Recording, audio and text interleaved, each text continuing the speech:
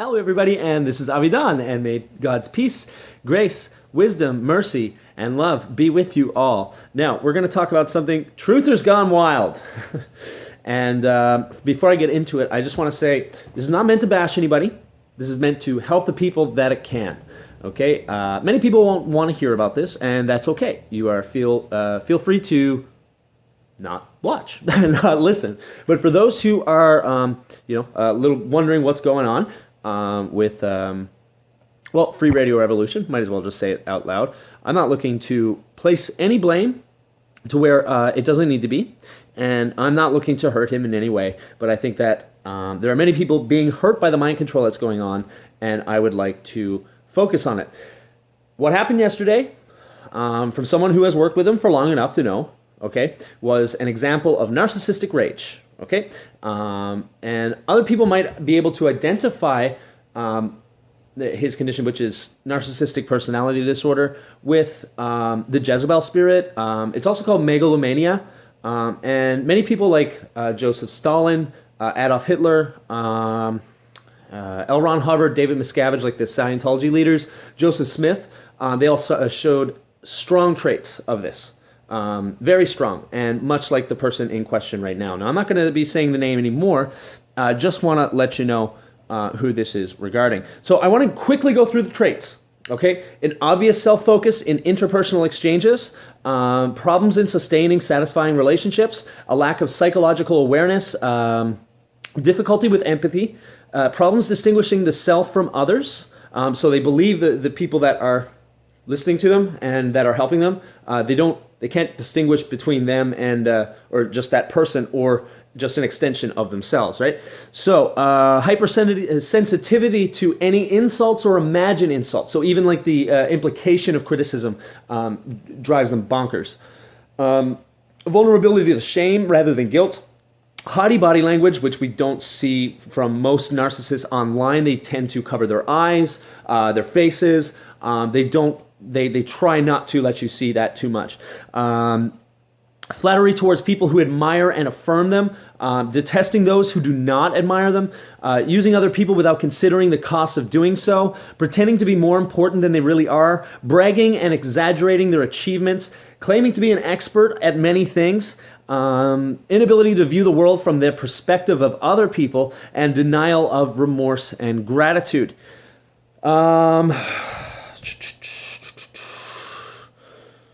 You want to go into Hotchkiss's 7 Deadly Sins of Narcissism, and yes, I am using Wikipedia. Number 1 is shamelessness, okay?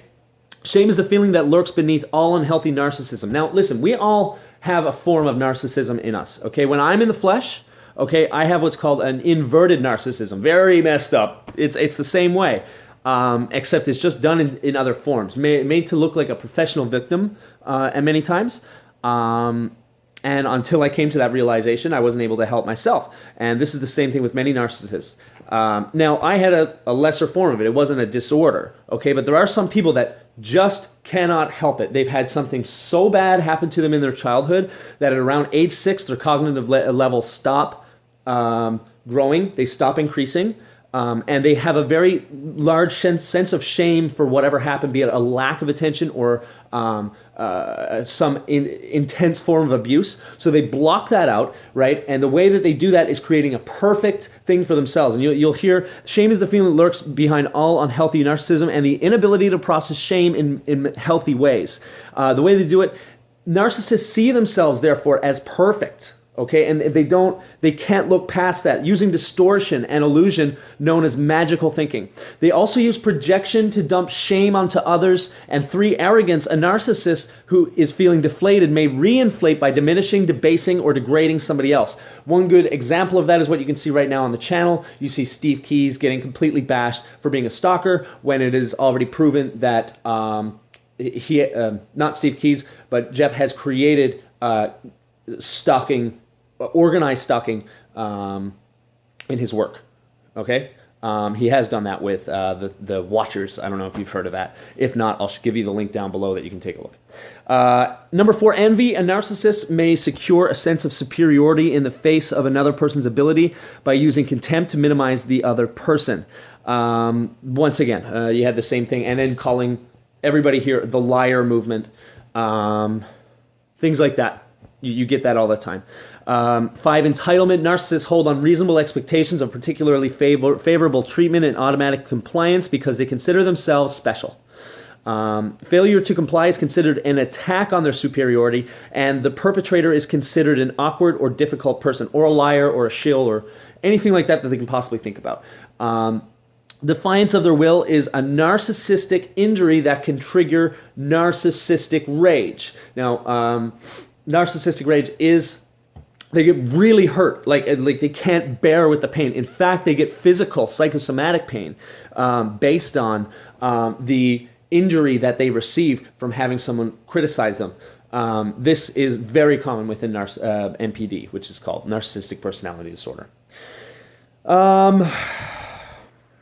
I'm speaking fast because there's like a lot to go through in a really short amount of time. I don't want to take up too much of yours. Exploitation can take many forms, which is number 6, but also involves the exploitation of others without regards for their feelings or interests. Often the other is in a subservient position where resistance would be difficult or even impossible. Sometimes the subservience is not so much real as assumed. So yeah, you may think that they're a leader, but really it's just the act that you kind of played into. And this is where I want to try and wake up as many people as possible, because like, you can watch these people and that's okay, but you have to realize that these people aren't here for the truth, okay? They're not here for helping you. They're not here for freeing you, waking you up. It's not about that whatsoever. Not in their mind, okay? What it is, they may not be able to notice this, but what they're trying to do is gain what's called narcissistic supply, okay? And essentially it's just attention to feed their perfect outlook of themselves, which is actually an illusion because they have so much shame from before. Really hard to wrap your head around without some proper research. I won't be able to cover all of that, but I hope that can kind of cover it. The biggest one is bad boundaries, okay? Narcissists do not recognize that they have boundaries and that others are separate people, okay? And are not extensions of themselves, because that's how they view people. They believe that they are just extensions. The people who are feeding the narcissistic supply, including the thousands of viewers or whatnot that watch them, they believe that it's really just an extension of themselves and they should be thinking exactly like them. If not, then that's a problem that needs to be eliminated, because it's like a cancer that needs to be cut out in their mind. Others either exist to meet their needs or may as well not exist at all. Think about that. Those who provide narcissistic supply to the narcissist are treated as if they are part of the narc and are expected to live up to those expectations. In the mind of a narc, there is no boundary between self and other. Now, you just want to think about that. just think about that. They don't see you as real people, okay? They just see you as people that meet their needs for narc supply, okay? For attention, a hyperactive sense of attention, okay? They believe that they deserve it, or at least the inverse. They believe that they deserve it. You should not be ever questioning them, and we saw that as we did the Truth Over Unity series. Now, here's the thing. I just want to stress this, okay? They're not there for truth. And listen, he's not the only one, okay? He's not the only one. In fact, the more you watch a lot of these people, okay, you see some high levels of narcissism, okay? However, in this case, you're talking about a full-blown case which creates cults. Essentially, that's, just put it straightforward, cults. In this case, you would call it, I don't know, whatever you want to call it. I'm not going to get into that. Cult is also a very strong word. I don't think it's very effective when you're trying to help other people. However, it's essential for those who are able to listen to this message to see it for what it is, okay? Those that follow him without question are in a cult-like activity. It really is. Doesn't mean that everybody that listens to him are like that, okay? Because not everybody is so, what's the word? Like, not everybody is the type of person that believes everything a narc would say, okay? I was one of those people before I came to that realization, but over time, when you start to come to realization of this, okay, you start realizing that there's things that you can do to protect yourself from that, be able to take the good from the bad. But one thing that you should never tolerate is the forms of abuse that you get from them. Projection is one of the biggest ones. Whatever they think about themselves, that's the only insult that they can really drive upon you, as well as due to the fact that they have cognitive abilities of a 6-year-old. Okay, they sound very smart. And listen, I'm not trying to bash anybody again, but they sound very smart. Okay, but in reality, okay, it's just the pathological perfection at which they've gone through over the years, okay? It's not based on actual critical thinking or cognitive thinking, because their cognitive abilities stop. They get stunted at around age 6 or 7, okay? So this is why you get really childish insults, for lack of a better word. The inability to be creative with these kind of things, it's just not there. And you get a major form of abuse, like just constantly, just like how a 6-year-old would be like, mom, mom, mom, mom, mom. For them, it's person who I think is attacking me, person who think I'm attacking me. They'll do whatever they can to eliminate that, okay? And that is what makes this stuff so dangerous, really. It's something you want to take a look into. Healthy narcissism, I just want to say, is a structural truthfulness of the self, achievement of self or object, constancy, synchronization between the self and the superego, and a balance between libidinal, sorry, I got a cold, and aggressive drives. And like, as a Christian, we are to give up ourselves, right? But at the same time, all of us have a small to moderate degree, most of us have a small to moderate degree of narcissism that is not necessarily a bad thing, okay? If we are able to deal with it, control it, see it for what it is, and to be able to work upon it, that's okay. But these people do not have this, okay? They don't have a logical process. What they have is a pathological process. And people can use this and abuse this if they know how to deal with these people, okay? And this is why it's extremely important that you realize that not only are they not there for the truth, not only are they not there to free you, not only are they there to help you out, because it's not about that at all, but their narc supply and what they need, their attention, right, under the guise of a sheep. I truly believe this is one of the sheep's and the wolves in sheep's clothing that is spoken about in the Bible.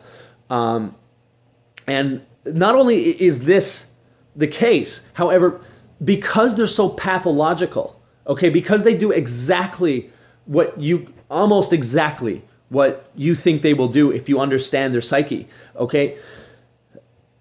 The people who do evil in this world will be able to do essentially anything to get them to get the narcs what they want them to do, okay? So the New World Order or whatever, they can essentially just push the buttons of these guys whenever they want to get them to do whatever they want, okay? And they'll leave like these clues, right? Like the Bataclan in France was sold by a Jew right beforehand. Now, they look at that and say, oh, the Jews must have did it, but really there's like 100 different possibilities. Like the person was given an offer that he was like, oh, heck yeah, of course I'm going to sell that. To make it look like for this person to pathologically go into this kind of stuff and then believe that they've solved it all and that they're the expert and all this stuff. They just leave it there really, really, they can essentially make them do whatever they want. Whatever they want, because they know the psyche. It's so pathological, they can never think for themselves, okay, that they just have no free will. And the people that don't realize this, the people who are under the guise or under the being fooled, right, they will follow this person to wherever. And also, because of the lack of shame and empathy that you would see, that you will notice, essentially, it makes other people like them, just like them. And that's exactly what the New World Order wants. They want everybody to be without empathy. They want them to hate other people, just like the sociopaths in the New World Order, just like the narcissist that is pretending to expose them for the greater good. It's not about the greater good. It's about these people wanting you to become like them so that they don't feel so bad about themselves subconsciously. But really, what they display is that they're perfected. So I hope this helps. This has been Avidan. May God's peace, truth, love, and mercy be with you. This is not to bash anybody whatsoever, but to help those that it can. Bye now.